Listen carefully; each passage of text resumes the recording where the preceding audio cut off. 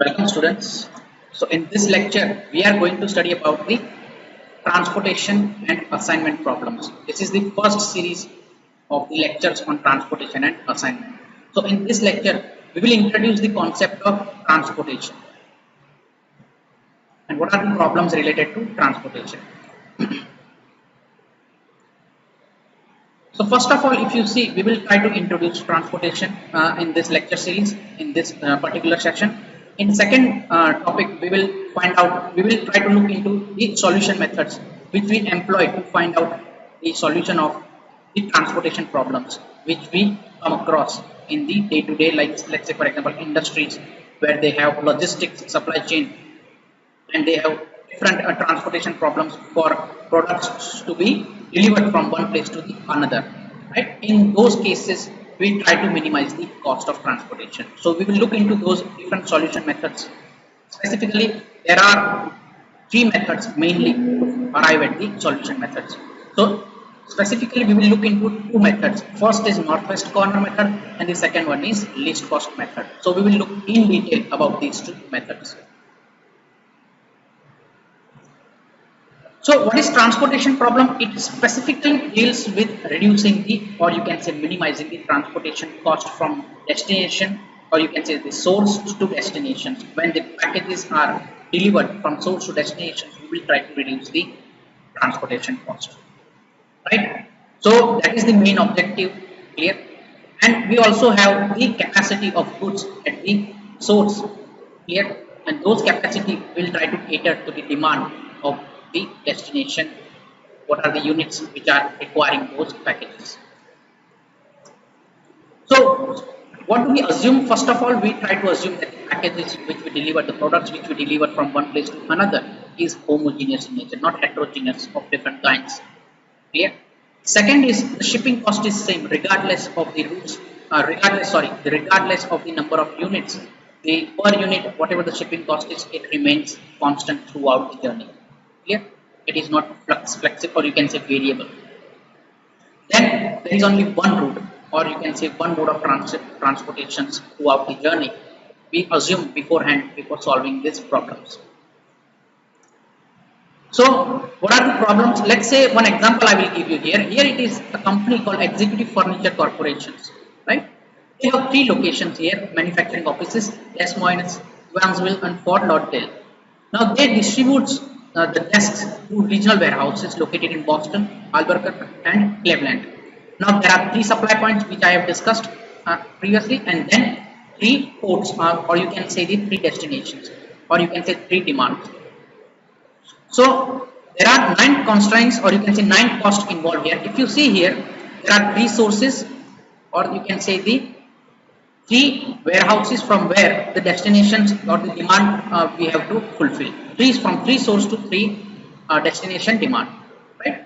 Supply is 100 here. That is the constraint. For this Evansville, we have the supply constraint of 300, and for the Fort Lauderdale, we have 300. Here again the demand is of 300 for Albuquerque, and for Boston it is 200, and finally for Cleveland it is 200. So what company, and if you see here, there are different costs available, shipping cost available. Each and every destination from the source, there are possible costs available here. Now the company wants to know how to minimize the cost if they want to deliver this packages from one place, or you can say the desk from the sources to the destination. This is a typical transportation problem. Now we convert, when we formulate into mathematical model. So how do you do that? You will just write down the total cost. What is the total cost? You will write here 5x11, right? What is 1 here? That is source, and 1 is the subscript is the destination here. Plus 4x2. What are these coefficients? Those are the cost of transportation from the source to destination from each and every source to the destination, right? What are the constraints here? Supply side constraints. If you see here, this x11 plus x12 plus x13 is less than or equal to 100. That is for the Moen supply. x21 plus x22 plus x23 is less than equal to 300. That Evansville supply, and this Lauderdale supply you have less than equal to 300.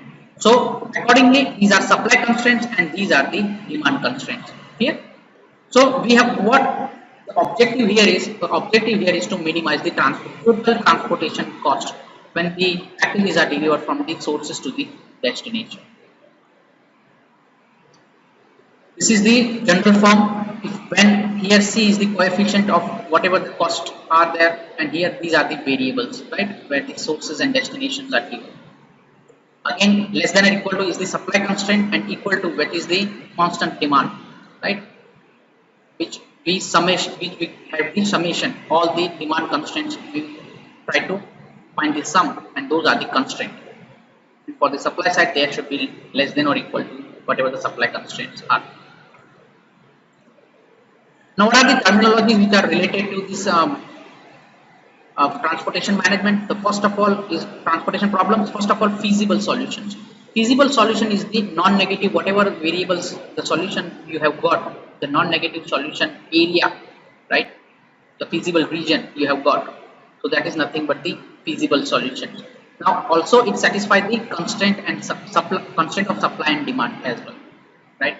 From when they satisfy supply and constraint, supply and demand constraints, you get the feasible region, right? But it also satisfy the objective function constraint. Objective function, there is also that you have to minimize the cost, overall cost. So then you will get the optimal solution. Here, what is basic feasible solution? M plus n minus 1 number of positive allocations. What are M? What is M? M is number of rows, n is number of columns in the transportation cost matrix. Okay. Balance problems when the supply numbers and the demand numbers are equal, right? Total supply and of all sources is equal to total demand of all destination. Then it is a balance problem. If it is not, then we have to add the dummy column or dummy row, supply side or demand side, to balance the problem. Here, in that case, that is known as the unbalanced problem. What is degenerate problem? Degenerate problem is when the number of allocations are less than m plus n minus 1. Whenever we find out the allocations, optimal allocations, right? In that case, when they are less than m plus n minus 1, what is m plus n minus 1? Row, number of rows plus number of columns minus 1, then the solution is degenerate. Here, we will also we will solve the sums which are related to degeneracy of transportation. Now let's look into three types of methods are there: northwest corner method, least cost method, and Vogel approximation method to find out the feasible, you can say the initial basic feasible solutions.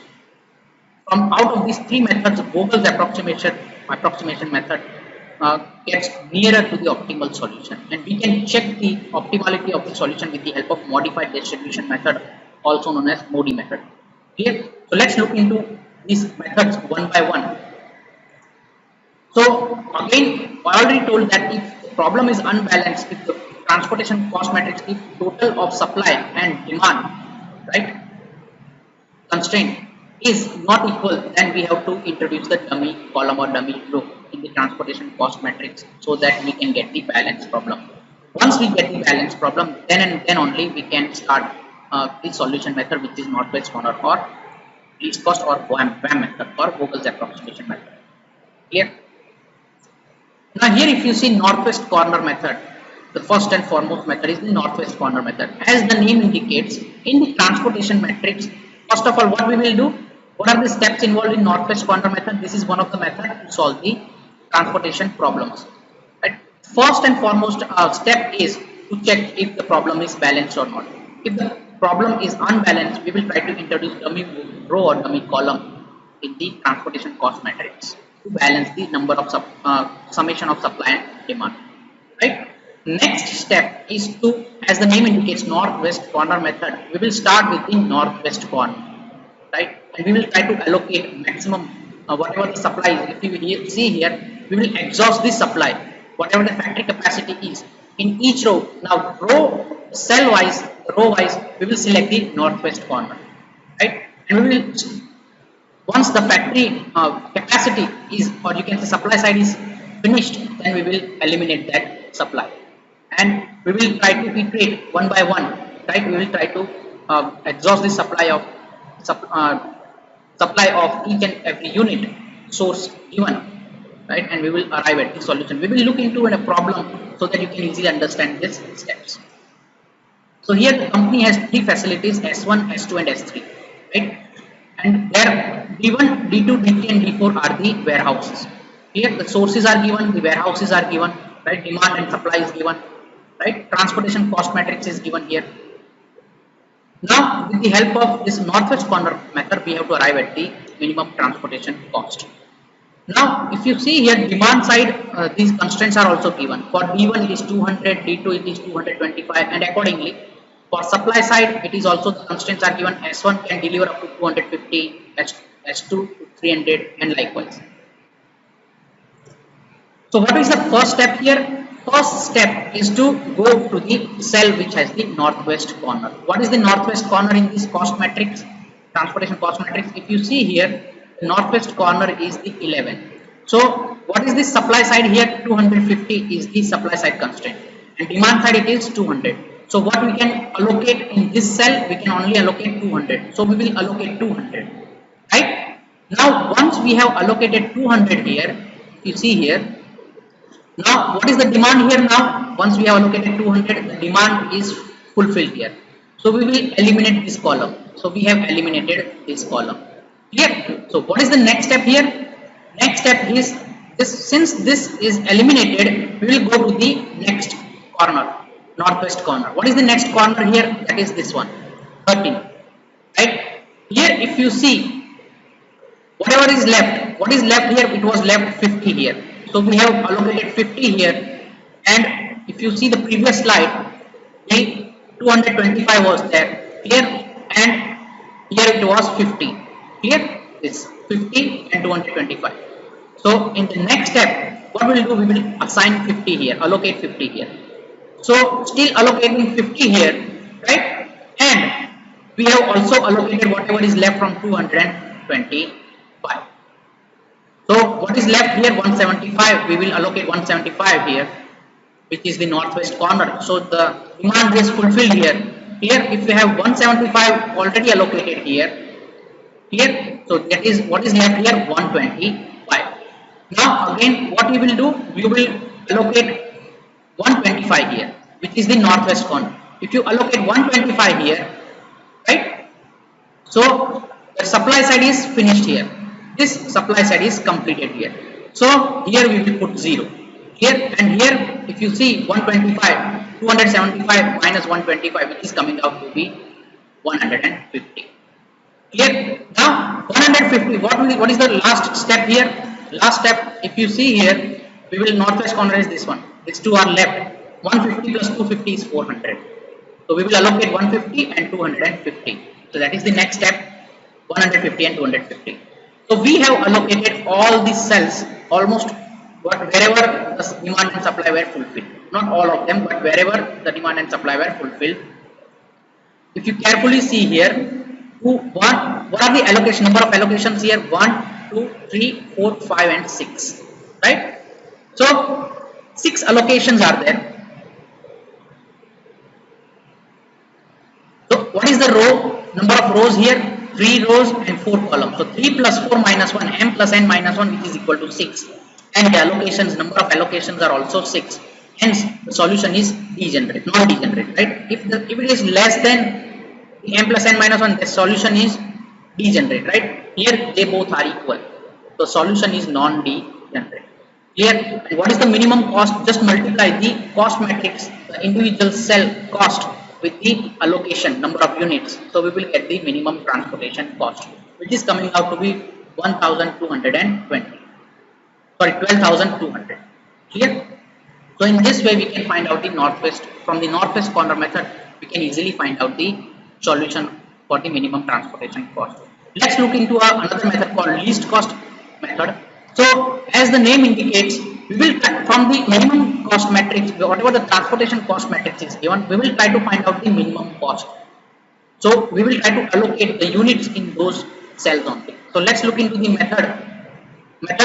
It says the same thing, right? Whatever the cells which has the minimum transportation cost, we will try to allocate there the units with the help of supply and demand constraints, and we will fulfill the demand and supply here, and we will arrive at the minimum transportation cost solution. So let's look into an example so that you can understand. So here a company has three production facilities, S1, S2, same example is there, but we will try to solve with the help of the least cost method, right?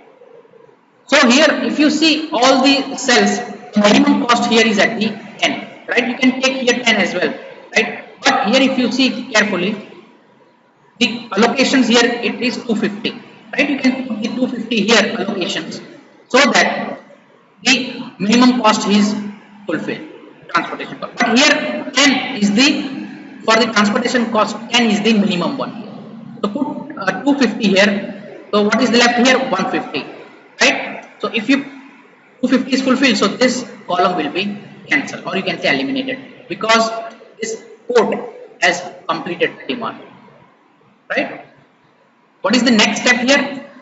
We will take into the least cost from this matrix. What is the least cost here? 11. So we will try to allocate that. Here it is, the demand is 200 and supply is 250. So we will try to allocate 200 here. That is the maximum we can allocate. So here we have allocated 200, right? So it is 0. The demand is fulfilled. So we eliminate this column here, or you can say this port of demand. And whatever is left, 250 minus 200 we have allocated, so 50 is left. Again, in this matrix, what is the lowest one? 13 and 13. So we will try to find out the maximum allocation here. That is the maximum allocation here. It is 150 here. So we will go with that step. That is 150 here. So this is fulfilled here. Here, so we cancel that. And whatever from 150 which is left, it is 125. Right? Out of these four cost matrix cells here, minimum one is 13. So what we will allocate? We will allocate 50 here. Here, so we will 50 if we allocate, we can cancel this supply side constraint. And here from 225 we have left with 175. Here 175 and 125 we can easily allocate here, and that is our final answer. So we have allocated 175 and 125. So this is the final cost matrix allocations with the cost matrix. So how many allocations are there? If you see here, 6 allocations are there, and m plus n minus 1, number of rows plus number of columns minus 1 is equal to 6 here. So the solution is non-degenerate. Again, if we multiply the cost with the allocation, means 11 into 200 plus 13 into 50. Where do we get this? We get it from here. You see here, 200 plus 11, 200 multiplied by 11, 15 into 13, 175 into 18, and accordingly, and we will get the answer of 12,200. So from northwest corner method and least cost method, we have arrived at the solution of 12,200. Clear? So in this way, we can solve the transportation problems with the help of two methods. We have seen northwest corner method and least cost method. So in next lecture, we are going to look into the third method, which is the efficient method called as Vogel's approximation method.